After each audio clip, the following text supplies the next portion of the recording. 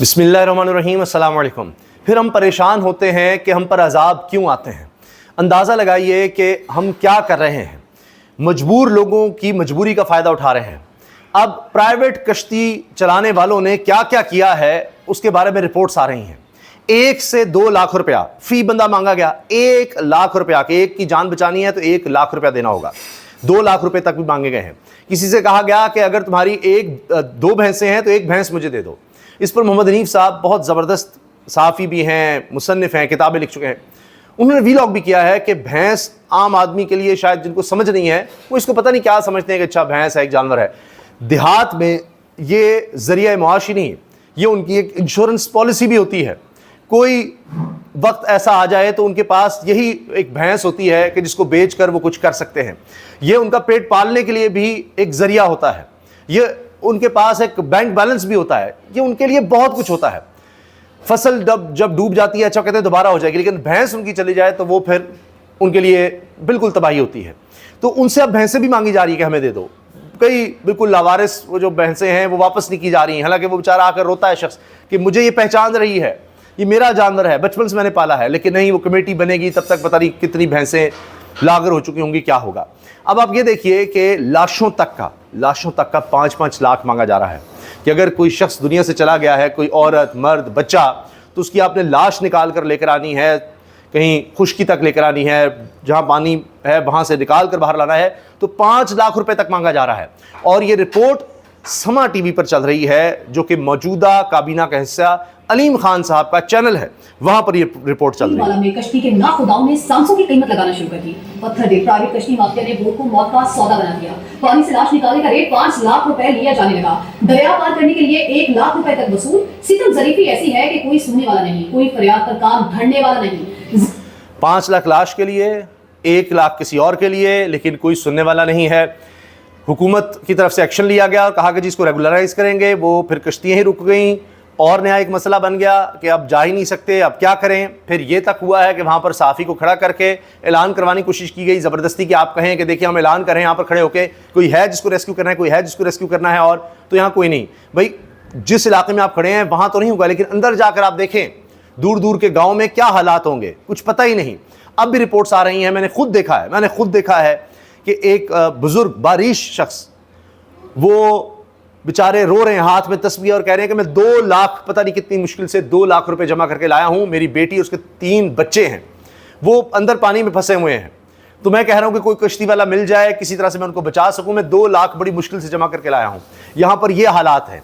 और मरीम नवाज साहिबा जाकर अजीबो गरीब ऐलानात करती हैं कि जी मैं नवाज शरीफ की बेटी, हर जगह मशहूरी करनी है। मैं आपको गारंटी कर रही हूं, जिसका जानी नुकसान हो गया है, जिसका कोई प्यारा चला गया है, जो जख्मी है, जिसका घर बार टूट गया, मवेशी, हम उस सब का मुदावा करेंगे। भाई जो दुनिया से चला गया उसका कैसे करेंगे, जुमले तो ज़रा ठीक कर लिया करें अपने। बाकी तो चले आप कह रहे हैं वो वादा वही है कि 300 यूनिट तक फ्री होंगे, आज तक हुए हैं, सब झूठ, फ्रॉड। तो बहरहाल आप देख लेंगे ये पानी उतरता है, किसको क्या मिलता है। अभी तो लोगों को यह है कि उनकी जानें बचाई जाए। जितनी बड़ी नाअहली हो गई है कि पहले लोगों को नहीं निकाला गया, पहले यहाँ पर कश्तियाँ नहीं पहुँचाई गई, पूरे डिवीज़न में बताया जा रहा है कि जी 20-22 ये लाइफ सेविंग जैकेट्स थी, 20-22, और अब तक हादसात में, यानी कश्ती डूबने के हादसात में जो रेस्क्यू के लिए गई थी, 30 लोग जान बाक हो गए हैं। अंदाजा लगाइए एक एक जान कितनी कीमती है। ये हालात हो गए हैं, तो लोगों तक पहुंचा ही नहीं जा सका। पैसे दो ये देखिए अगर वो सरकारी पैसे यहाँ पर मांग रहा है, एक तरफ पानी के रेले, दूसरी लोग कह रहे हैं सरकारी है तो वो भी पैसे मांग रहा है, दीगर भी पैसे मांग रहे हैं। हम क्या करें, हम लोग मर रहे हैं। ये रिपोर्ट मैंने आपसे अर्ज़ किया कि समा पर चली है। इसके अलावा जी ये एक वीडियो वायरल हो रही है कि एक शख्स बेचारा इसी तरह सैलाब ज़दा बच्चे को उठाकर इतना परेशान कांप रहा है कि जो चीफ सेक्रेटरी है मेरी बात सुन ले, चीफ सेक्रेटरी के पास इतना वक्त नहीं था, उसने बस हाथ से इशारा किया, अच्छा बस सब्र करो, और वो आगे निकल गए। भाई इसकी बात तो सुन लेते, शायद उसको होता कि मुझसे कोई सुन रहा है।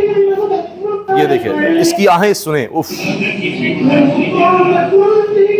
देखिए ये शख्स है, बच्चा उठाया हुआ है, ये चीफ सेक्रेटरी हैं, जापान के दौरे से वापस आए हैं। ये देखिए और ये बच्चे को उठाया, ये चीफ सेक्रेटरी देखा, और वो गए ये देखिए वो कांप रहा है, वो कह रहे मेरे पास कुछ भी नहीं है। उसकी थोड़ी देर बाद ही सुन लेते। बहरहाल ये यहाँ पर अब हो रहा है, हम किस चीज़ का रोना रोएं। बहुत देर कर दी इन्होंने कि लोगों को बचाया जा सकता था, उनके लिए कुछ बेहतर हो सकता था, लेकिन जिस वक्त कुछ करने का काम था उस वक्त नहीं किया गया। दीगर जी कुछ बड़ी खबरें हैं जो मैं आपसे शेयर करना चाह रहा हूँ। एक तो ये है कि बरतानवी हाई कमिश्नर जेन मैरियट से गुफ्तगू करते हुए तहरीक तहफ़्फ़ुज़ आईन पाकिस्तान के सरबराह महमूद खान अचकज़ई ने कहा है कि हमें मगरबी जमहूरी रियासतों और यूके से, यूनाइटेड किंगडम बरतानिया से, यही सवाल है कि 8 फरवरी के इंतखाबात के नताइज का इल्म होते हुए भी ये इस नाजायज़ सेटअप को लेकर क्यों खामोशी इख्तियार किए हुए हैं। कि आप लोगों को पता भी है, आपके अपने ऑब्जर्वर्स हैं, उन्होंने आपको बताया होगा कि यहाँ पर सब फ्रॉड हुआ है। तो फ्रॉड ज़्यादा हुकूमत आएगी तो जो लोग सैलाब में डूबेंगे उनके लिए कुछ नहीं करेगी, क्योंकि वो फॉर्म 47 की पैदावार हैं। अवामी वोट से आने वाले अवाम का ख्याल करते हैं, जो डील करने से आते हैं वो डील का ही ख्याल रखते हैं, वो ना ख़राब हो। तो ना उन्होंने इनसे वोट लेने हैं, ना उनको परवाह होगी कि अच्छा ये हमें वोट नहीं देंगे तो क्या हो जाएगा, उससे क्या फ़र्क पड़ जाएगा, कुछ नहीं होता। ना दें वोट, पहले कौन सा दिए थे, तो हम फिर भी तो हुकूमत में आ गए हैं ना जी। अच्छा, ज़रा कोई सहाफ़ी इनके हवाले से बात कर ले, जो सहाफ़त का काम है कि जो इन पावर हो, जो गवर्नमेंट हो, उस पर तनकीद करना, उसको बताना कहाँ कहाँ खामी है, वो एक सहाफ़ी का काम होता है। अतर काज़मी साहब ये काम करते हैं, तो उस पर जनाब आप देखिए उनके साथ क्या हुआ। यहाँ पे काम हो रहा है, रिस्पांस लोगों के पास लोगों के घर गिर गया,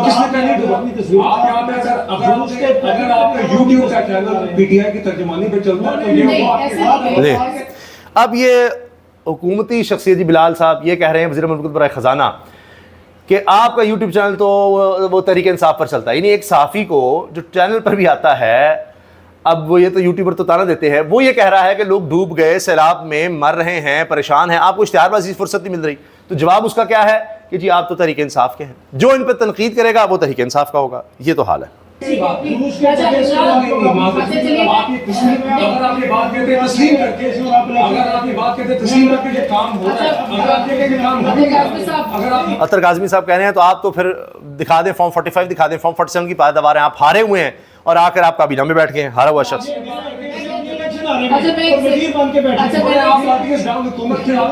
रहे हैं इलेक्शन हारे और वज़ीर बन के बैठे हुए हैं। कह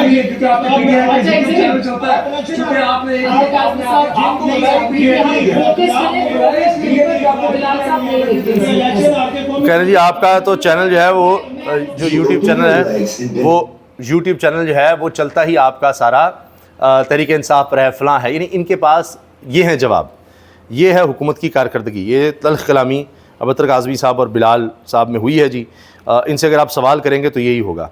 मैं चंद और मनाजिर आपको दिखाता हूँ कि इस वक्त सैलाब में किस तरह लोग डूबे हुए हैं और उनके लिए कुछ किया ही नहीं जा रहा। ये मरीम साहबा की यहाँ पर तकरीर थी। अच्छा, अदलिया के हवाले से जी वो कल जो कुछ किया था चीफ जस्टिस डोगर साहब ने, आज वो कहते जी ईमान मज़ारी तो मेरी बेटियों की तरह है। मैं इसे कल समझा रहा था, मैंने कहा था आप मेरे फैसलों से इख्तिलाफ कर सकती हैं, ज़ात पर बात ना करें। हादी साहब खड़े थे तो मैंने कहा कि इन्हें पकड़ कर ले जाओ वरना मैं तौहीन अदालत की कार्रवाई करूँगा। तौहीन अदालत की कार्रवाई होती तो बच्ची का करियर ख़राब हो जाता। ये जी इनके रिमार्क्स हैं, आज बिल्कुल बदले हुए थे, लेकिन इस पर बात यह है कि करियर उनका ना ख़राब होता। अगर तौहीन अदालत की कार्रवाई उनके ख़िलाफ़ होती तो उनके साथ फिर जो वकला हैं या कोई दीगर इस तरह के लोग वो ज़रूर खड़े होते हैं। इसलिए तो आज चीफ जस्टिस साहब जो हैं उनका अंदाज़ कुछ बदल सा गया है, वरना कहाँ बदलना था। जो ये कल गुफ्तगू कर रहे थे कि मैंने पकड़ लिया ना फिर देखना ये कर दूँगा वो कर दूँगा। ये हमारी कारकर्दगी आप देखें, लाहौर थाना शादबाग पुलिस ने इन तीनों भाइयों के ख़िलाफ़ डेंगी टीम पर हमले का मुकदमा दर्ज किया है। अदालत ने ज़मानत मंजूर किया है। ये जी 3 बच्चे हैं, ये डेंगी टीम पर हमला कर किया है जी इन्होंने। ये देख लें आप, ये हमारी पुलिस की कारकर्दगी है। ये तस्वीर मैं ज़रा बड़ी कर देता हूँ। ये 3 बच्चे हैं, 1 2 3 माशाल्लाह भाई हैं, और इन पर मुकदमा हुआ है कि डेंगी टीम पर इन तीनों ने हमला किया था। बहुत बड़े ये जी बहुत बड़े दहशतगर्द पकड़े गए हैं और शुक्र है इनकी ज़मानत अदालत ने ले ली है, वरना पता नहीं क्या हो जाता अगर अदालत ना मिलती तो और ज़मानत ना मिलती तो। ये देखें लोग रो रहे हैं कि जी हमारे बच्चे भूखे हैं। शाह सुल्तान जाए तो आपको अक्षर भी शाह सुल्तान बंदे क्या पलाओ